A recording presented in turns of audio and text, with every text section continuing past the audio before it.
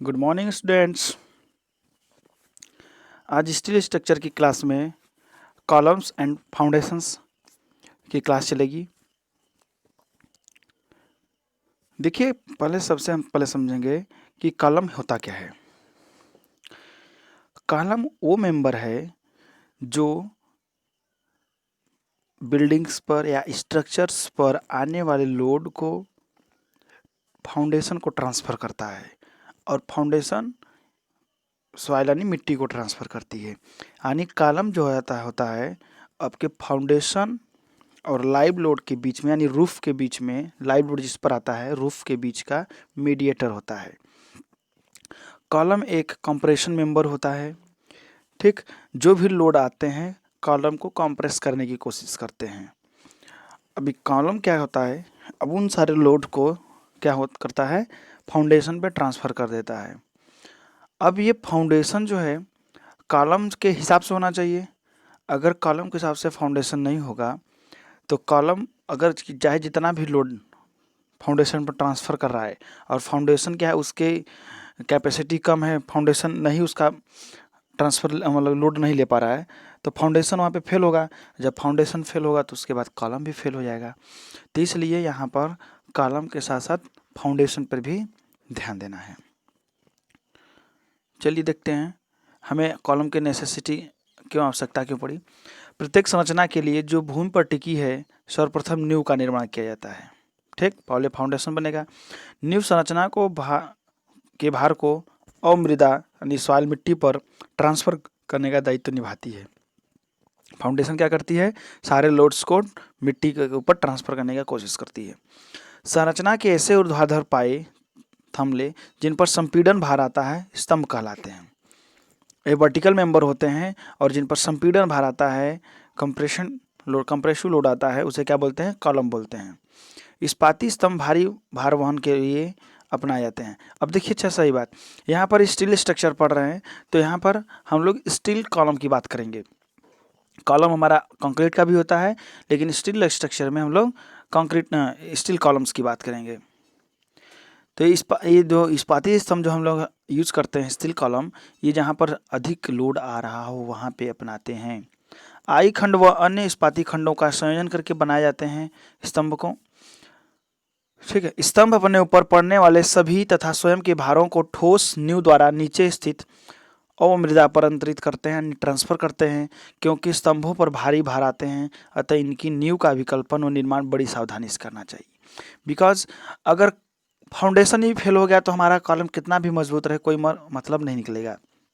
इसलिए हमारे यहाँ पर स्तंभ नींव को भी ध्यान देना है।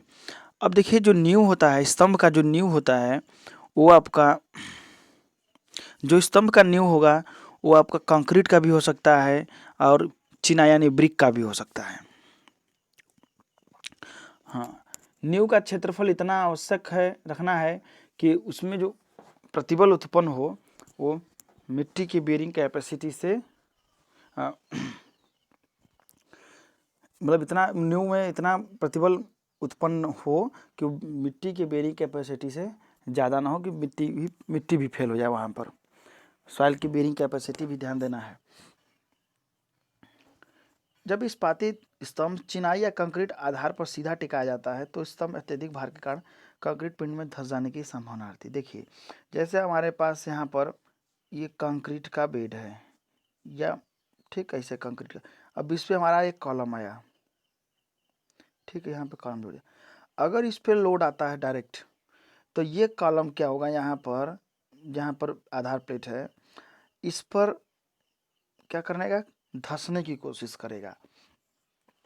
अत्यधिक अगर लोड आया तो धंस भी सकता है। इसलिए डायरेक्ट हम आधार पर न जोड़ करके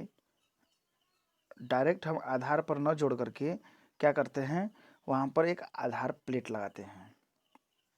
इसी कारण इस्पाती स्तंभ सीधे कंक्रीट नींव पर नहीं टिकाया जाता है। कंक्रीट नींव पर टिकाने का मतलब है कि लोड बढ़ेगा तो कंक्रीट में इस्पाती जो स्टील कॉलम है वो धंसने की कोशिश करने लगेगा। इसलिए वहाँ पर क्या करेंगे, स्टील का एक बेस प्लेट लगा देते हैं जिसे स्तंभ आधार या कॉलम बेस कहते हैं।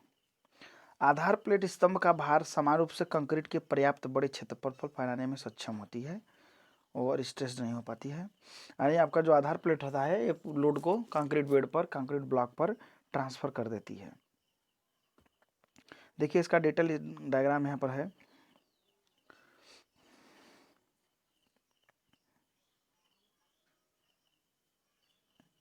देखिए यहाँ पे नीचे क्या है, ये कंक्रीट ब्लॉक है, कंक्रीट ब्लॉक है। कंक्रीट ब्लॉक के ऊपर ये जो हमारे पास ये है, ये वाला पार्ट, ये क्या है, आधार प्लेट है। ठीक है, आधार प्लेट कंक्रीट ब्लॉक के ऊपर रखा हुआ, क्योंकि जो हमारे पास ये स्टील का कॉलम है अत्यधिक लोड पड़ने के बाद यह करेगा, धंसने की कोशिश करने लगेगा। इसलिए जब स्टील का ही हम बेस प्लेट लगा देंगे तो इस समस्या से दूर रहेंगे। उसके बाद इसको यानी इस आई सेक्शन को बेस प्लेट के लिए बेस प्लेट से जोड़ने के लिए हम यहाँ पर क्या किए हैं, एंगल सेक्शन लगाए हैं। यहाँ भी एंगल सेक्शन लगाए हैं, यहाँ भी एंगल सेक्शन लगाए हैं।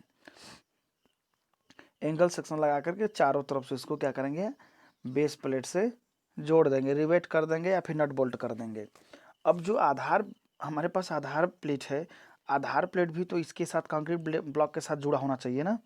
तो ये जोड़ने के लिए देखिए यहाँ पर, सॉरी, यहाँ पर जोड़ने के लिए एंकर बोल्ट लगाया। देखिए यहाँ पर लगाया गया और यहाँ पर ये आपका जो एंगल सेक्शन जोड़ा गया है वर्टिकल मेंबर के लिए, उसी का एक पार्ट जो है बेस प्लेट पर होगा, इधर भी बेस प्लेट पर होगा, यहाँ पर ये यहाँ पर ऐसे।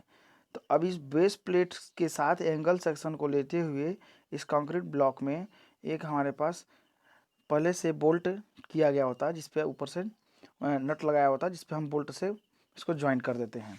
तो इस बोल्ट को क्या बोलते हैं हम लोग, एंकर बोल्ट। ठीक, तो इससे क्या होता है, तीनों मेंबर यानी आपका एंगल सेक्शन और ये आपका बेस प्लेट और कहीं ना कहीं से ये आपका कॉलम, ये तीनों क्या होता है, किससे ज्वाइंट हो गए, हमारे बेस प्लेट से ज्वाइन हो गए। ओके, तो ये ज्वाइन हो गया। तो इनका सबका देखिए नाम दिया है, ये आई कॉलम है, आई स्तंभ, क्लीट एंगल, ये जो चौड़ा वाला है तो क्लीट एंगल बोलेंगे। इनका एल, ऐसे एल सेक्शन होता है, ऐसे ऐसे एल सेक्शन होता है। ये वाला पोर्शन आई सेक्शन के साथ जुड़ गया, ये वाला पोर्शन बेस प्लेट के साथ जुड़ गया। ठीक है, रिवेट है, फ्लैंज एंगल है और आधार प्लेट है। उसको डायग्राम से हम ये है कि आप लोग समझ गए होंगे।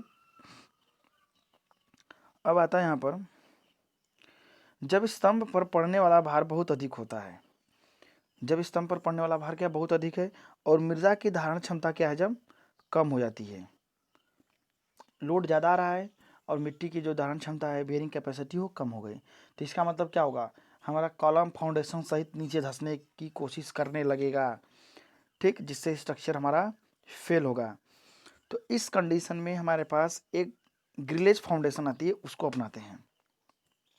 ये ग्रिलेज फाउंडेशन अपनाते हैं जहाँ पर सॉइल की बेयरिंग कैपेसिटी कम होती है। तो ग्रिलेज फाउंडेशन में होता क्या, देखिए हम बता रहे हैं आपको।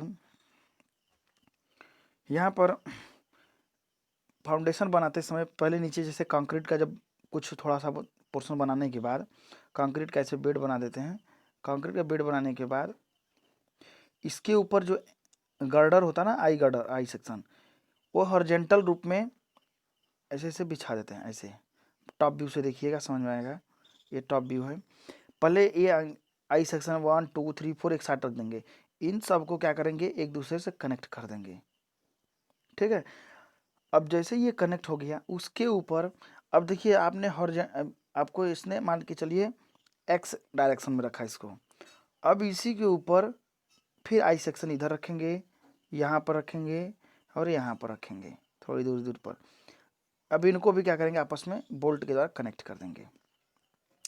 तो अब देखिए, अब ये वाई डायरेक्शन में है, तो एक बार एक्स डायरेक्शन में, एक बार वाई डायरेक्शन में, मतलब जैसे जाली होती है ना, वैसा बिल्कुल बना देंगे। इसलिए इसका नाम जालदार नींव भी होती है।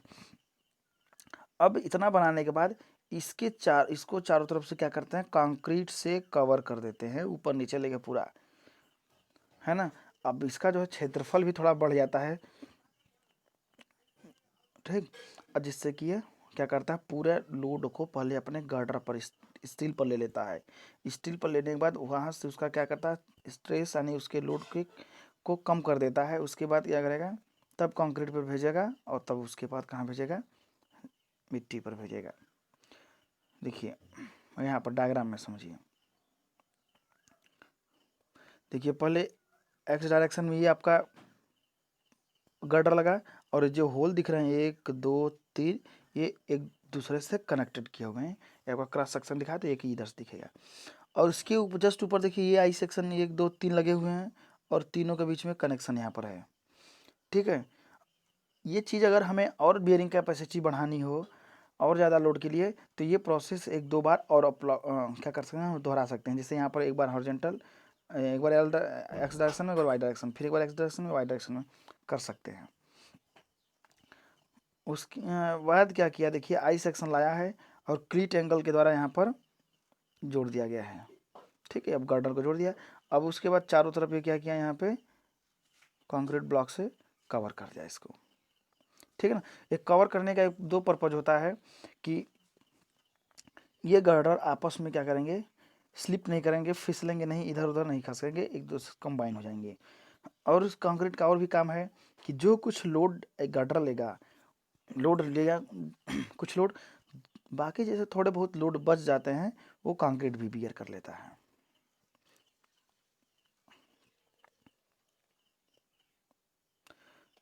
ठीक है, इस्पाती धरणों को 1 अथवा 2 टियर्स के ऊपर टिकाया जाता है। टियर्स का मतलब वही एल डायरेक्शन वाई डायरेक्शन हमने जो बताया।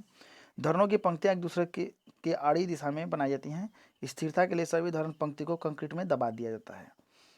ठीक है, तो ये आपका 2 कॉलम का फाउंडेशन दिखाया गया। अब आता है कॉलम बेस। कॉलम बेस यानी जो नीचे सबसे कॉलम के नीचे बेस होता है उस बेस के लिए आते हैं। अब स्तंभ आधार के लिए स्तंभ की तली पर इस्पात की प्लेट जड़कर इसे कंक्रीट ब्लॉक पर स्थिर कर दिया जाता है। कंक्रीट ब्लॉक पर क्या किया हमने, इस्पात की प्लेट के द्वारा जोड़ करके ब्लॉक कर दिया, इसको स्थिर कर दिया। अब देखते हैं स्तंभ आधार 2 प्रकार का होता है। देखिए पहला है स्लैब आधार, दूसरा है गजेट आधार। स्लैब आधार for steel column, gusset base for steel column. Slab आधार सामान्य भार वहन करने वाले स्वतंत्र रचित स्तंभों के लिए और गजेट आधार अधिक भार वहन करने वाले स्तंभों के लिए प्रयोग किया जाता है। ठीक है ना, स्लैब आधार क्या है, कम लोड के लिए और गजेट आधार ज़्यादा अत्यधिक लोड के लिए किया जाता है। चलते हैं देखते हैं स्लैब आधार। स्लैब बेस आपका देखिए क्या 2 मदों का विकल्पन किया जाता है। पहले आधार प्लेट का, बेस प्लेट का विकल्पन, उसके बाद कंक्रीट ब्लॉक का। जो कंक्रीट ब्लॉक नीचे है, ये कंक्रीट ब्लॉक यहाँ पे, और एक इसके ऊपर जो लगा है आधार, इन दोनों का विकल्पन। अब देखिए आधार प्लेट का विकल्पन करते समय क्या करना है, स्तंभ के परिच्छेद को दृष्टि में रखते हुए आधार प्लेट वर्गाकार, आयताकार अथवा गोलाकार हो सकती है। ठीक ना, वर्गाकार, आयताकार अथवा गोलाकार हो सकती है। आधार प्लेट पर्याप्त दृढ़ होनी चाहिए ताकि स्तंभ के भार के कारण इसका विक्षेप डिफ्लेक्शन न हो। आधार प्लेट की ऊपरी सतह तथा स्तंभ की तली को मेलिंग यानी मशीनिंग के करने से दोनों तलों का संपूर्ण संपर्क पूर्ण बनता है। आधार प्लेट और स्तंभ के जो सरफेस है उनको क्या करते हैं, मिलिंग कर देते हैं, मशीनों के द्वारा उसको ज्वाइंट कर देते हैं, तो वो सीधा, जैसे ये हमारे पास बेस प्लेट है, ये वर्टिकल आया है, तो ये क्या करेंगे, इसको एल सेक्शन से यहाँ पर ऐसे जोड़ देंगे। जोड़ने के मशीनिंग के द्वारा जोड़ेंगे तो इतना ये जॉइंट इस परफेक्ट होगा कि ये मेंबर जो होगा कॉलम वर्टिकल सीधा पड़ेगा। वर्टिकल पड़ेगा तो सारे जो लोड आएंगे वो वर्टिकल आएंगे और किसी पार्ट में या किसी कंपोनेंट में वो ब्रेक नहीं होंगे।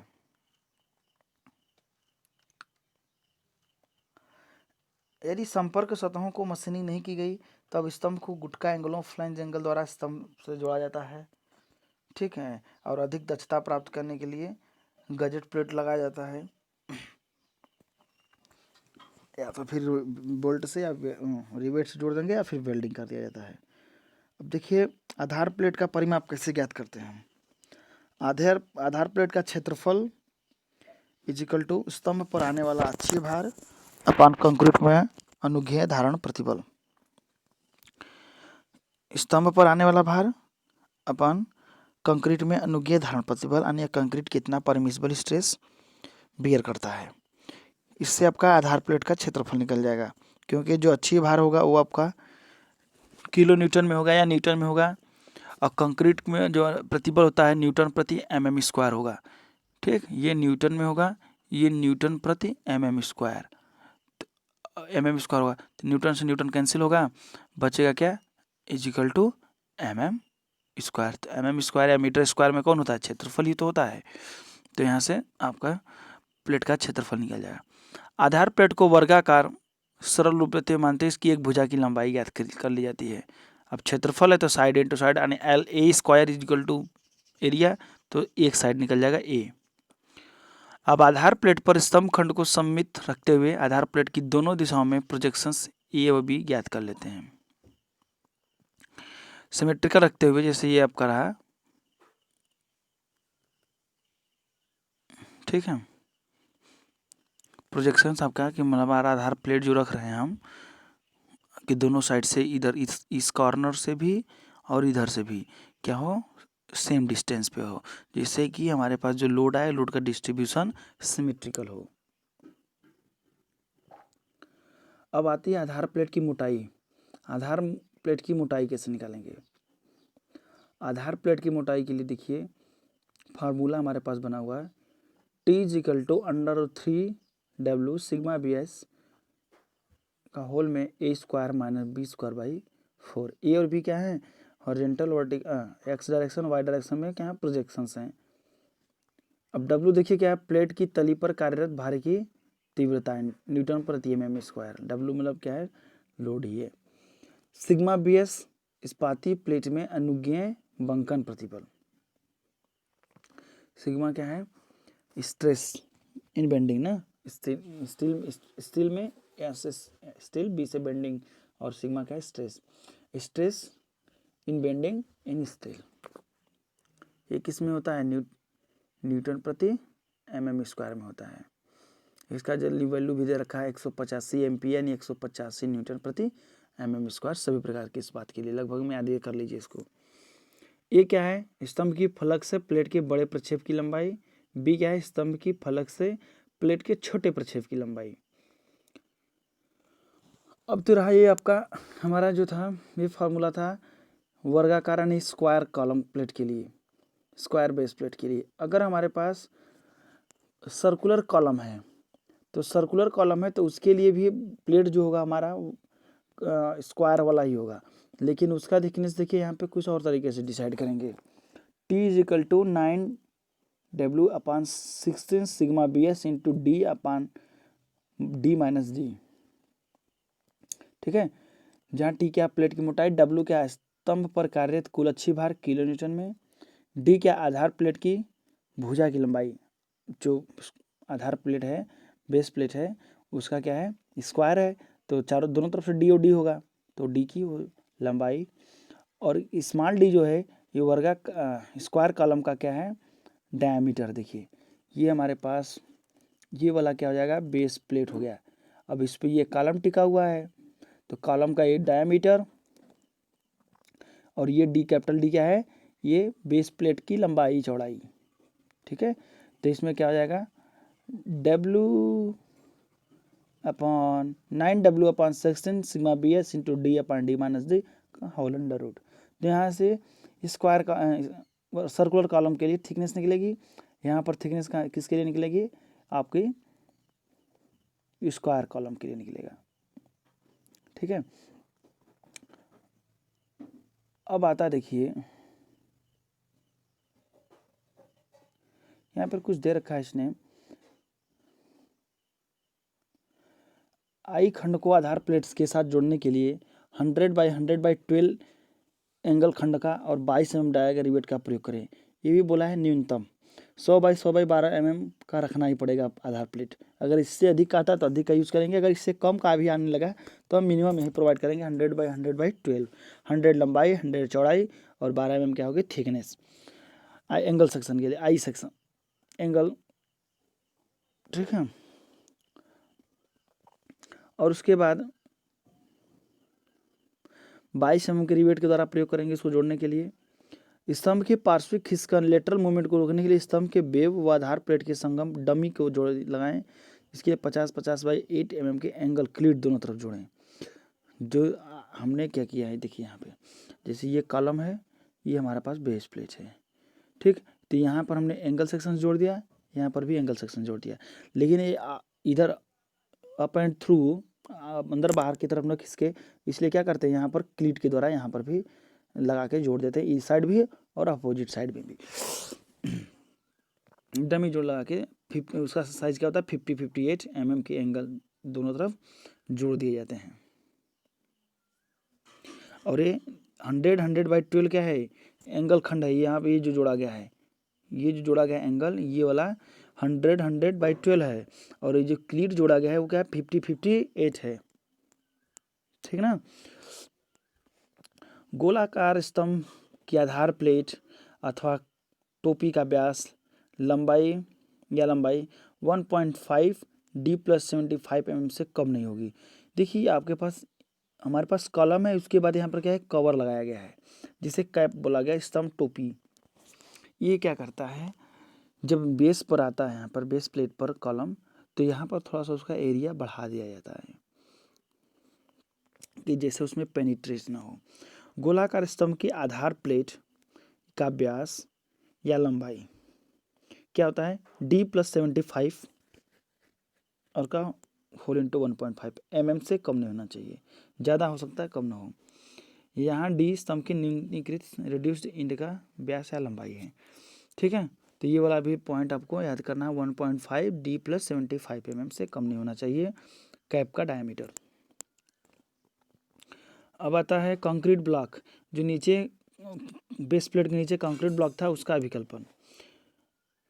अब देखिए स्तंभ से आने वाला भार कंक्रीट नींव द्वारा अवमृदा पर अंतरित होता है, तो कंक्रीट ब्लॉक या स्लैब का स्वयं का भार भी उपरोक्त भार के साथ अवमृदा पर जाएगा, यानी जितना उस पर कॉलम पर लोड आ रहा है वो लोड, और उसके बाद स्लैब का भी लोड, जो कंक्रीट ब्लॉक का लोड है वो भी तो जाएगा, तो अवमृदा पर जाएगा। सरलता के लिए कंक्रीट नींव का भार स्तंभ पर आने वाले भार का 10% मान लिया जाता है, यानी जो नीचे हमारे पास ब्लॉक होता है उस ब्लॉक का जो लोड बनाया इस तरह से डिजाइन ही किया जाता है कि सारे लोड जितने आ रहे हैं उसका 10% लोड जो है 10% लोड उस कंक्रीट ब्लॉक का होता है, ठीक ना। तो कंक्रीट ब्लॉक का क्षेत्रफल निकालने के लिए देखिए जैसे उसमें निकाले थे बेस प्लेट का क्षेत्रफल इक्वल टू कॉलम पर आने वाला लोड अपान क्या होता है यहाँ पे देखिए कंक्रीट में अनुज्ञेय धारण प्रतिबल है ना,